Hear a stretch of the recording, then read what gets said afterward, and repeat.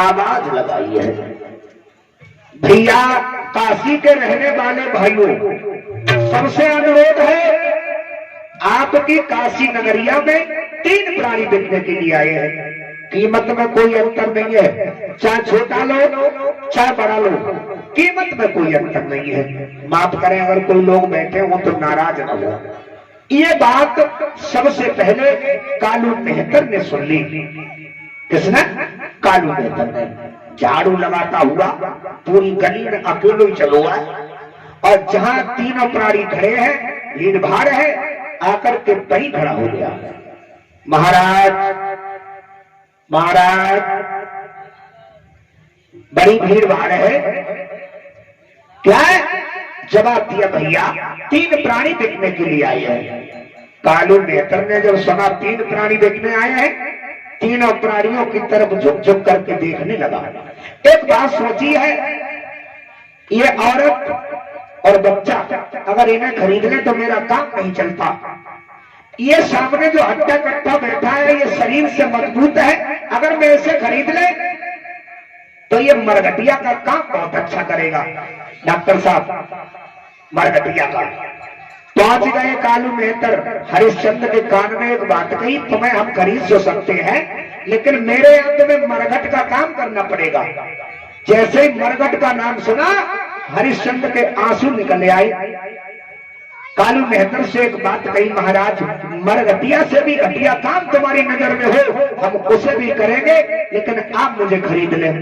क्या बोला हरिश्चंद्र कालू मेहतर से?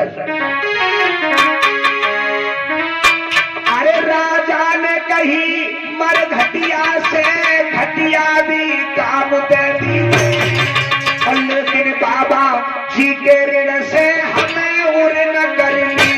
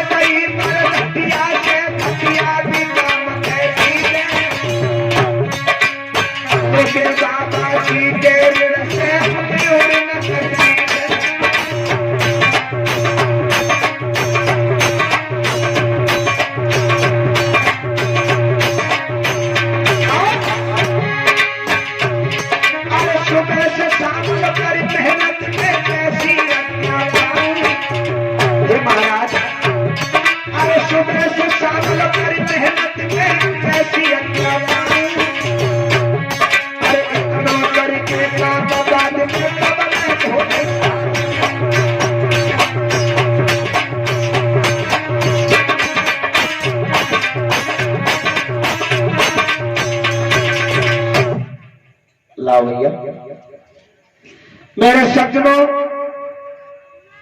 ये दानदाताओं का जो दान आया है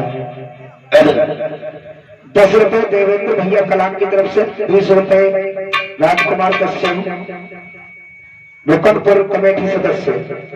ये भक्त हमारे पास में पवित्र कमाई भिजवा रहे हैं। भगवान हमेशा खजाने से भंडार भरते रहे, लंबी आयु हो, समाज का सम्मान मिलता रहे।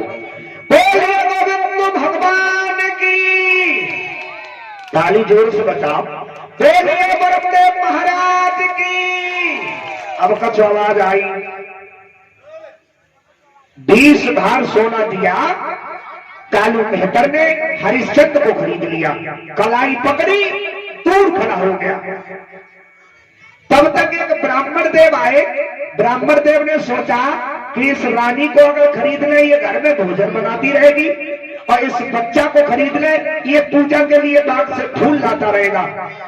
40 भार सोना देकर के ब्राह्मण देव ने रानी तारा और रोहतास को खरीद लिया। अब एक और ब्राह्मण देव कर कलाई पकड़ के लेके चले, एक और कालू मेहतर लेकर के चला है। और ये बाबा जी 20 मुद्राएं ठाकुर दरबार में भेंट करते हैं। भगवान हमेशा सुखी रखे, समाज का सम्मान मिलता रहे। और जैसे ही परीक्षित जी कालू मेहतर हरिश्चंद्र को लेकर चला तो तारा ने आवाज लगाई, ठहर जाओ महाराज। आवाज लगाई तारा ने, अरे जरा ठहर जाओ, तो फिर क्या नहीं है, क्योंकि अभी मैंने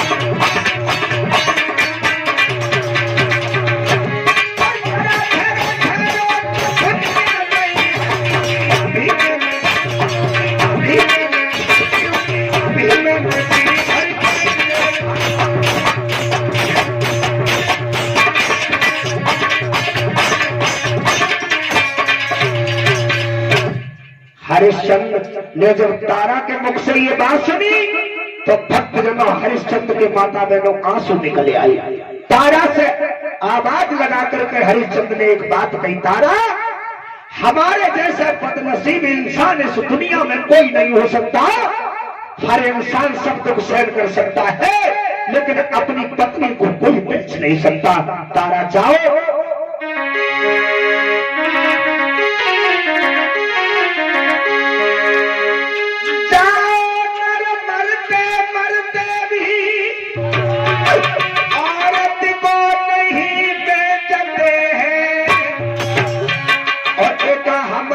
ऐसे पापी है जो सब मर्यादा तोड़ते।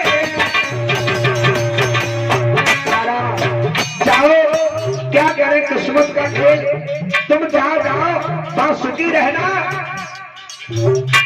क्यों? कारण ये है, तुम कभी सपने में ये बात बैठ के मत सोचना कि हमारी शादी भी किसी के साथ हुई थी। अगर तुम शादी की बातें सोचोगी तो तुम्हें दुख होगा। तारा जाओ,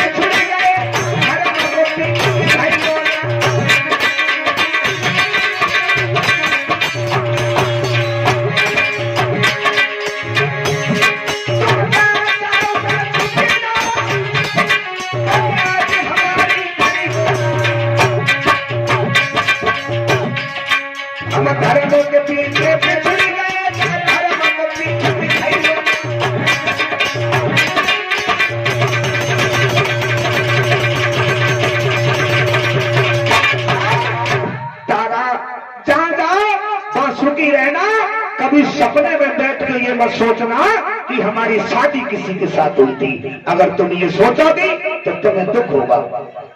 कालू मेहतर हरिश्चंद्र को लेके चला गया। ब्राह्मण देव रानी तारा और रोहतास को लेकर के माता बहनों अपने घर में चले गए। देखिए विधि का विधान। आओ तारा की कथा में थोड़ा विराम देते हैं, हरिश्चंद्र के जीवन के बारे में गौर करते हैं, जहां कालू मेहतर के करीब रह रहे हैं। कालू मेहतर ले गया, एक बात कही है, हरिश्चंद्र हम तुम्हारा धर्म नष्ट नहीं करेंगे। क्यों? ये सामने दुकान है, इस दुकान से राशन खरीद के और भोजन बना के अपने हाथ से खाते रहना, हम तुम्हारा धर्म नष्ट नहीं करेंगे। राजा का आदेश। हरिश्चंद्र दुकान से राशन लाते हैं, डॉक्टर साहब भोजन बनाते हैं। एक दिन राशन लेके आए, भोजन बनाया। विश्वामित्र ने देख लिया, चलो भोजन बना रहे हैं, हमने भी वशिष्ठ से कसम खाई है, जब तक तुम्हारे धर्म को नहीं डिगा देंगे तब तक पानी नहीं पिएंगे। भोजन बना के रखा, भगवान का भोग भी नहीं लगा पाया, तब तक बिल्ली का रूप रख के आए विश्वामित्र और सारा भोजन खा लिया। हरिश्चंद्र भूखे की भूखे रह गए।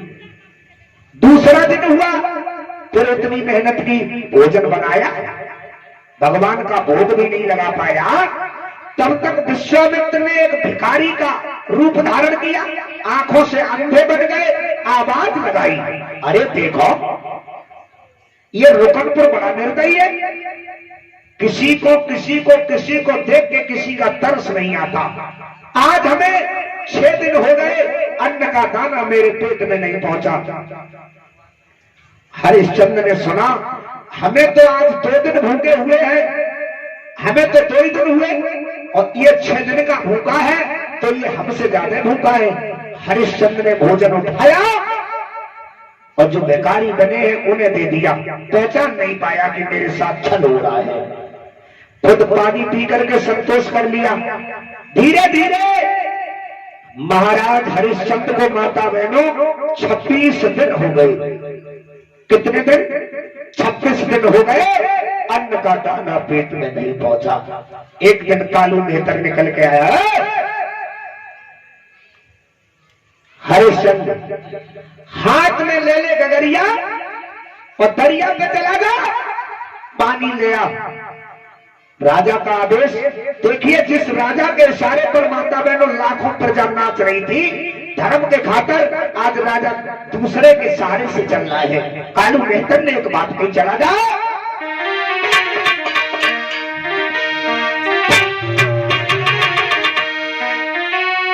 अरे हाथ धरा ले हरिश्चंद्र भज के दरिया लो जाइए, और पानी भर के जल्दी आइए, बच्चा धामेर लगाइए।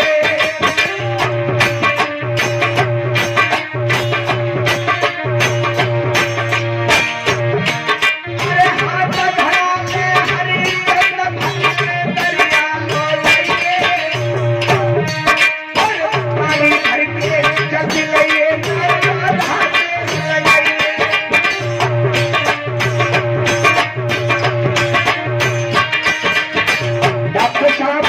कालू मेहतर का आदेश मिला, हरिश्चंद्र ने हाथ में कगरिया उठाई, दरिया के लिए चले लोगों। हुआ क्या?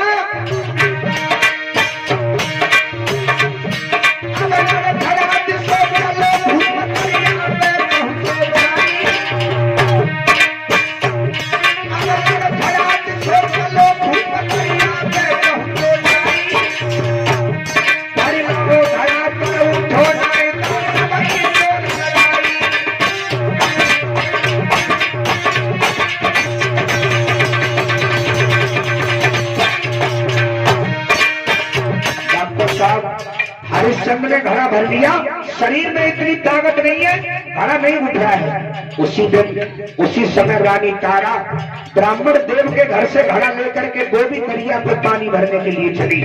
हरिश्चंद्र से जब घड़ा नहीं उठा, उठ करके देखा तो ऐसा लगा कि सामने से रानी तारा आ रही है।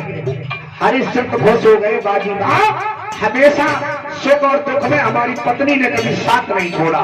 सोचा हरिश्चंद्र ने, अब नजर उठाई के लाखों घूम के आए नहीं तारा रानी,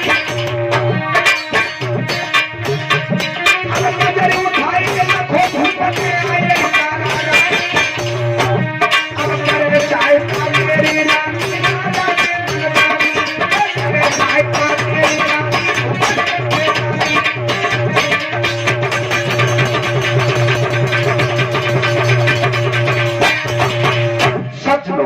तब तक तारा अपना घड़ा लेकर के हरिश्चंद्र के पास पहुंच गई। हरिश्चंद्र ने तारा की तरफ देखा, एक बात कही, तारा तुम पानी भरने आई हो? तारा कहने लगी हाँ महाराज। तो हरिश्चंद्र धुजलाए के बोले, तारा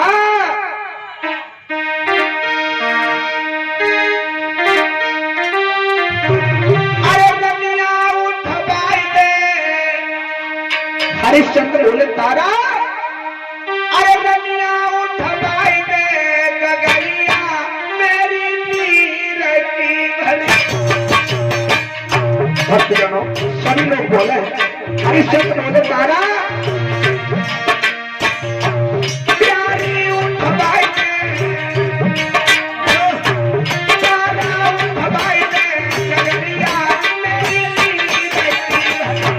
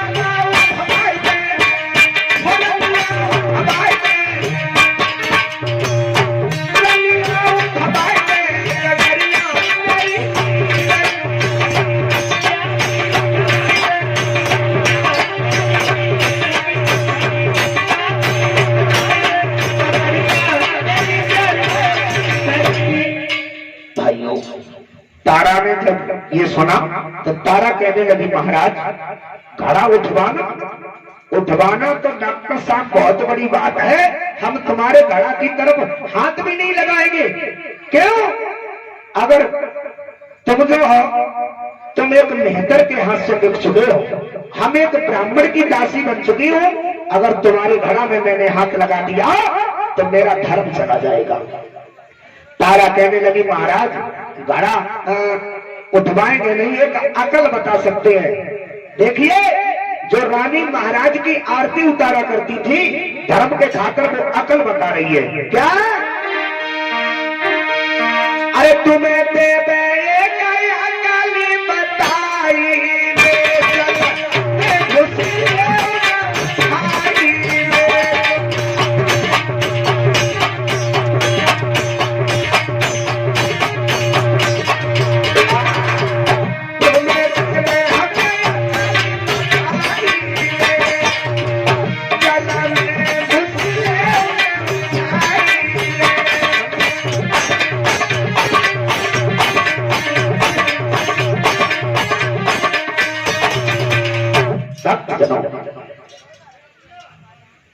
और ये 20 रुपए रात दिन कश्यप नई बस्ती रोकनपुर की तरफ से भेजवा रहे हैं। भगवान हमेशा सुखी रखे, समाज का सम्मान बढ़ता रहे, खुशियों से भंडार करते रहे। बोले गोविंद भगवान की।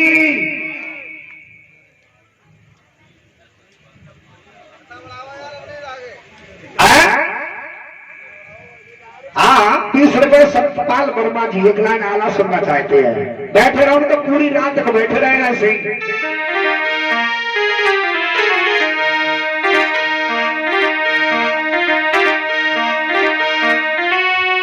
आरे नंबर हुई वो सत्यपाल को जाई गाम के सरदार रुपया की सपने कमाई हर चरण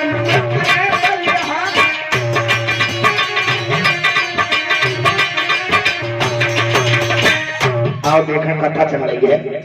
एक लाइन सुनाए। हाँ बैठ जाओ बच्चों। तारा कहने लगी महाराज घड़ा अगर छू लिया तो धर्म चला जाएगा, अकल बताएंगे। हरिश्चंद्र के झटका लगा, जाओ तारा आज तुम घड़ा नहीं उठवा रही हो, अकल बता रही हो। अगर डॉक्टर साहब किसी दिन मेरा मौका लगा तो पता चलेगा आगे भविष्य की बातें कौन जाने। तारा ने अकल बताई, अपना घड़ा पानी से भरा, उठाया और सीधी निकल गई। हरिश्चंद्र देखती रह गई। वही काम किया हरिश्चंद्र ने, घड़ा को जल में ले गए, गर्दन तक जल बना, पांव तक जल में ले गए, थोड़ा सा सहारा लगाया, घड़ा हरिश्चंद्र के सर पे चढ़ गया। ताली बजाते जोरदार सभी लोग। घड़ा जब सर पे चढ़ गया, अब शरीर कमजोर है, पैदल चला नहीं जाता। घड़ा लेकर के चले, ऐसी ठोकर लगी, महाराज हरिश्चंद्र जमीन पे गिर गए और घड़ा फूट गया। खाली हाथ कालू मेहतर के करीब आए। कालू मेहतर दौड़ पड़ा, हरिश्चंद्र बड़ी देर लगी तुझे, कहां ना? घड़ा कहां है? महाराज घड़ा हमसे टूट गया। टूट गया? क्या भोजन नहीं किया तूने? एक पैसे का काम नहीं, ऊपर से नुकसान। चल हाथ में बांस ले और आज से तेरा हरिश्चंद्र से हरिया नाम रख दिया और तू मरगट का पैरा करेगा। चला जा। हाथ में बांस लिया, हरिश्चंद्र मरगट का पहरा करने लगे। आओ अब हरिश्चंद्र की कथा में 2 मिनट विराम देते। जब तारा रह रही है ब्राह्मण के करीब, बात देखें। 50 रुपए गुप्तदान, बूढ़े बाबा के गुणगान अभी सुनाएंगे। 1 सेकंड रुको। हुआ ऐसा, डॉक्टर साहब एक दिन ब्राह्मण देव को गुस्सा आई, निकल के आए। ए तारा, तेरा लड़का बड़ा आवारा हो गया, एक पैसे का काम नहीं करता, इसलिए थोड़ी ना खरीदा है। अपने बेटा से कह दे हाथ में डलिया ले ले और बाग से फूल ले आए, पूजा का समय हो गया। तारा भागी, रोहितास से बोली बेटा गुरुजी नाराज हो रहे हैं, पूजा का समय हो गया, बाग से फूल लेने के लिए चले जाओ। हाथ में डलिया दी मां ने और अपने बेटा से एक बात कही। सभी लोग बोले में ताली बजा करके। बोली तारा रोहितास से, अरे बेटा मेरे बागन, बोला सभी लोग, अरे बेटा मेरे बागन तो तुम गईयो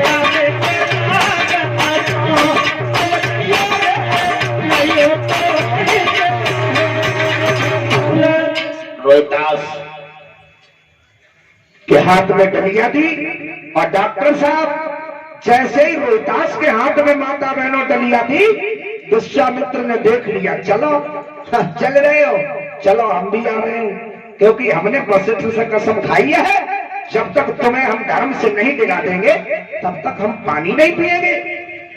रोहितास बाग में नहीं पहुंच पाया, तब तक विश्वामित्र भागे।